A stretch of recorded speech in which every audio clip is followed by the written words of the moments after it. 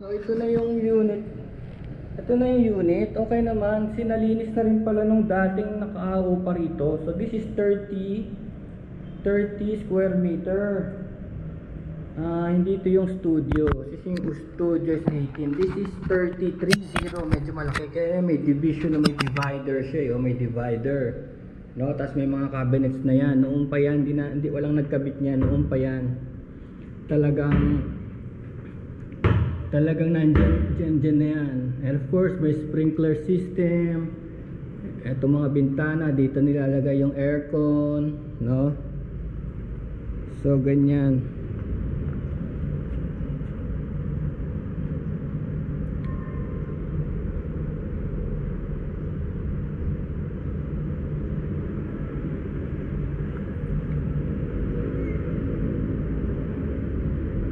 So itong katapat niya, this is Makati area. Ayan ang view mo, Makati. Hindi pala yung kabila, Makati pala. Kasi ito yung Buendia Avenue. Yan sa baba. Nakakalula, no? Tapos sa taas naman, parang halos na sa taas na pala. So yan, yung area na yan. Yan, Alorica, yan yung Buendia. Sa kabila nito yung South Super Highway, Osmeña Highway. Hirap maging Spider-Man. So yan ang veranda niya, yan. So maganda pa rin. Tapos divider, dyan yung aircon. Okay yung sahig. Chinek na namin to last time. May mga pumuputok, inayos. Tapos nalaman ko dun sa guard na ang presyo pala ay mababa. So mababa daw. Dahil ang presyuhan daw dito ngayon ng ganitong unit ay 3.5 million. Yun daw ang presyuhan dito. So yung 2.9 ko is mababa na, no? Pero may kausap na kasi ako doon, kaya inaabangan niya kaya as is na rin siguro. Banyo standard, walang ilaw pinatay ilaw. So may heater dyan, may exhaust. Ayan, CR standard. Kasi minuscule naman na pang malinis pa malinis yung mga taong tumira dito. So minuscule lang naman yung dapat atupagin dito dahil ayos pa siya. Ito mga lang yata ito yung box ng washing machine. So yan lang naman baka magamit pa yan.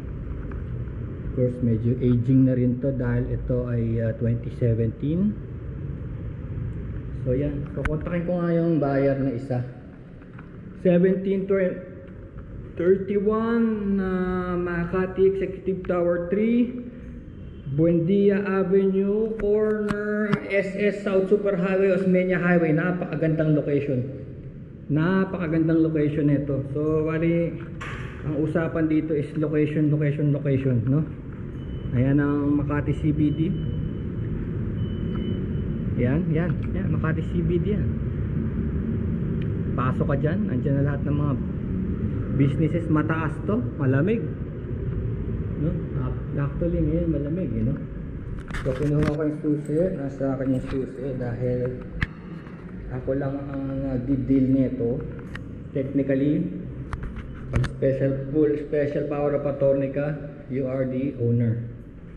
You are the owner, no? Ayan. Patay pala yung kuryente. Baka pwedeng buksan. Oo nga, no? Ayan, no?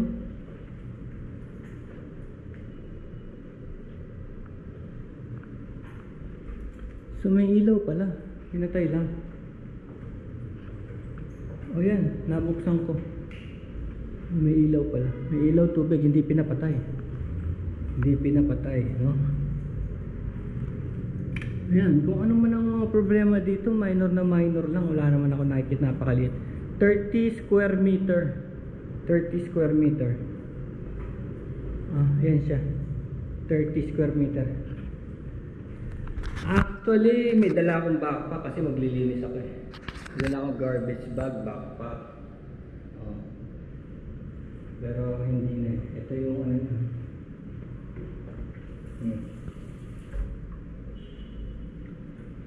ito yung circuit breaker. Distribution ba? Wow.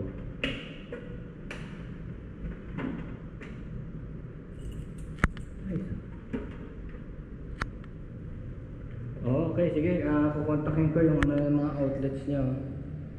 Kontakin ko yung kausap ko. Kung nandito siya sa Makati, para maipakita ko na rin sa kanya. Ganda nito. 1731 met 3, 30 square meter with divider. That's the view. 2.9 M, no? Kasama na lang yung tax, capital gains tax 6%. Yung documentary tax, tignan natin. Dapat kasi yung documentary tax sa buyer, pero tignan natin kung okay, cover na natin yun. Si 1.5% lang naman yun. Kung gusto nyong tumawad ng konti, pwede rin naman.